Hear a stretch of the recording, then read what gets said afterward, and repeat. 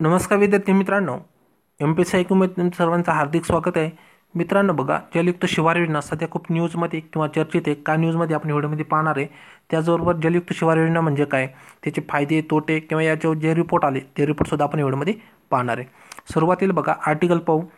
Maharashtra time यांचा article आहे बघा, जलयुक्त शिवार योजना पाणी नेमकी कुठं मुरलं, चौकशी होणार, फडणवीसांना ठाकरे सरकारचा मोठा झटका. त्यानंतर दुसरं आहे बघा, जी 24 तास यांचा आर्टिकल आहे. राज्य सरकार त्याची चौकशी करणार का, असं चंद्रकांत पाटील यांच्या मार्फत त्या न्यूज आउटलेटमध्ये छापलेलं आहे.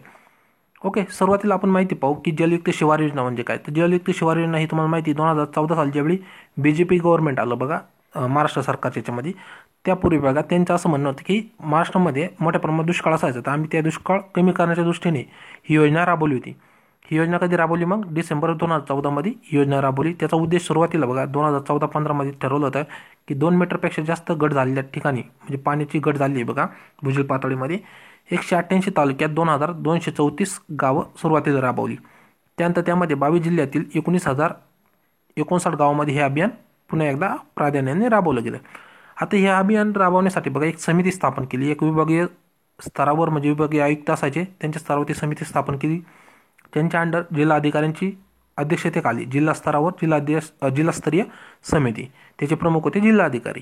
त्यानंतर उपविभागीय अधिकाऱ्यांच्या अध्यक्षतेखाली बघा तालुका स्तरावर ही तालुका स्तरीय समिती राबवली गेली, त्याखाली गाव पातळीवर समिती राबवली गेली.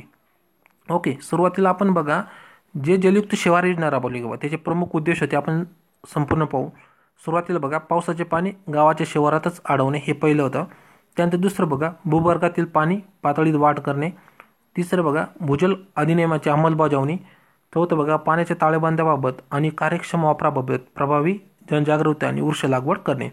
म्हणजे बघा जे पाणी पावसाचं पडतंय बघा त्याला हाय त्याच ठिकाणी अडवणे, त्या ठिकाणी मुरवणे आणि वृक्ष लागवड करणे, जेणेकरून पाण्याचे बघा त्याच ठिकाणी निचरा होईल, याच्या मागचा त्याचा उद्देश होता. त्यानंतर बघा जलस्रोतातील गाळ सहभागातून काढून पाणी साठा वाढवणे. म्हणजे बघा सुरुवातीला जे तलाव होते तर त्या ठिकाणी जर चुकून किंवा काही गोष्टीने बघा गाळ हा जमा झाला असेल तर तो गाळ काय करणे, बाहेर साईडला काढणे, बाहेर काढणे व त्या ठिकाणी पाणी साठवण्यासाठी जागा निर्माण करणे आणि तो गाळ बघा शेतीसाठी वापरत आणि हा त्याच्या मागचा उद्देश होता. त्याच्यासाठी मोठा खर्च येणार होता. तर ते BJP काळामध्ये म्हणजे महाराष्ट्रामध्ये जे BJP गव्हर्नमेंट होतं किंवा देवेंद्र फडणवीस गव्हर्नमेंट होतं बघा, त्यांनी तो खर्च उचलला होता आणि यासाठी खूप मोठा खर्च येणार होता, त्यांनी ते पूर्ण केलं होतं. ओके, 6वं बघा पाणी साठवण क्षमता निर्माण करणारी नवीन कामे हाती घेणे.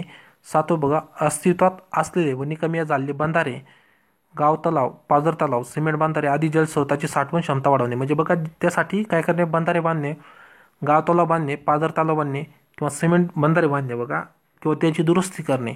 त्याचा फायदा काय होईल, जलस्रोत येणार आहे बघा पावसामध्ये पाणी पडणार आहे त्याची काय होईल, साठवण होणार आहे. त्यानंतर 8वं बघा राज्याच्या सिंचन क्षेत्रात वाढ करून शेतीसाठी संरक्षित पाणी राखून पाण्याच्या वापराच्या कार्यक्षमतेमध्ये वाढ करणे, सर्वांना पुरेसे पाणी उपलब्ध करण्याची शाश्वती निर्माण करणे हा त्याच्या मागचा उद्देश होता. ओके, तर बघा ज्यावेळी BJP गव्हर्नमेंट होतं बघा, ज्यावेळी म्हणतो ना आपण देवेंद्र फडणवीस गव्हर्नमेंट होतं, त्यावेळी त्यांनी रिपोर्ट सादर केले होते बघा. त्याचे सांगितलं होतं की राज्यात बघा 2015 ते 2018 या 3 वर्षाच्या कालावधीमध्ये 16,511 गावांमध्ये काय झालं, जलयुक्त शिवाराची विविध प्रकारची कामे घेण्यात आली. ओके, त्यानंतर फेब्रुवारी 2018पर्यंत 6,230 कोटी 76 लाख रुपये खर्च झाले. लक्षात ठेवा किती, फेब्रुवारी 2018पर्यंत 6,230 कोटी सांगितले आणि त्यानंतर 2019पर्यंत बघा ते 9,000 कोटी काहीतरी रक्कम झाली. ओके, या गावामध्ये बघा 22,74,774 हेक्टर सिंचन क्षमता निर्माण झाली असं त्यावेळी सरकारने म्हणलं होतं. त्यातील 33% खर्च हा सिमेंट नाला बांधरावा आणि 13% खर्च हा नदी नाले खोलीकरणावरच झाल्याच्या अहवालात नोंद करण्यात आली.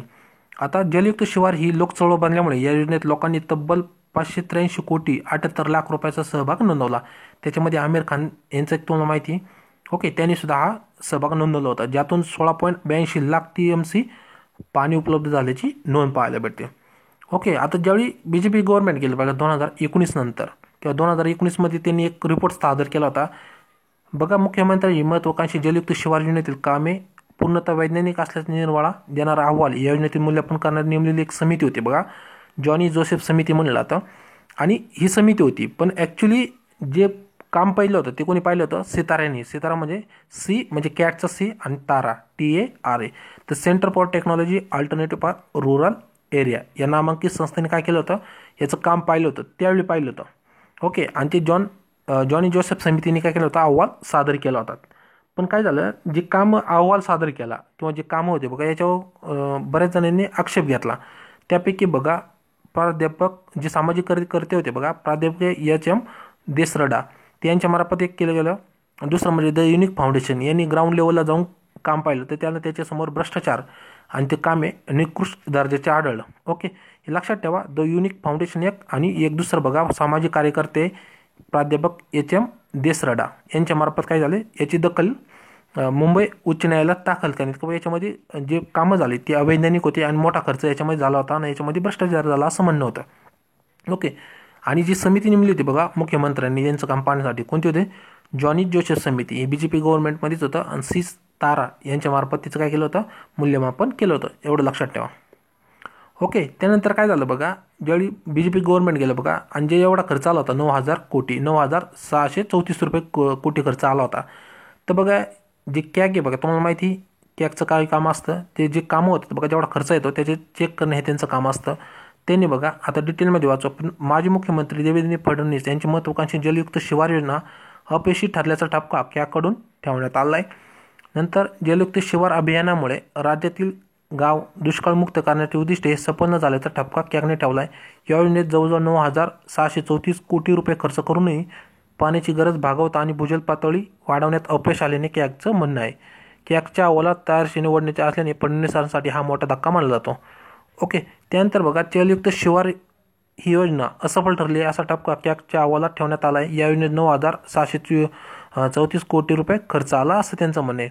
आणि हे अभियान राबवलेल्या गावामध्ये पिण्याची पाण्याची पातळी किंवा पिण्याच्या पाण्याची गरज भागवण्यात अपयश आल्याचा निष्कर्ष सुद्धा कॅगने म्हणलं आहे. आता इतर सुद्धा माहिती त्याच्यामध्ये जिल्ह्यांचं माहिती दिली की अहमदनगर, त्यानंतर बीड, बुलढाणा, सोलापूर या जिल्ह्यात जलयुक्त शिवाराची कामे योग्य प्रकारची झाली नाही. या कामासाठी 2,617 कोटी रुपये खर्च आला असं त्यांचं म्हणणं आहे. आणि जलयुक्त शिवाराची अनेक कामे निकृष्ट दर्जाची झाली असा टप्पा सुद्धा कॅगने ठेवला आहे.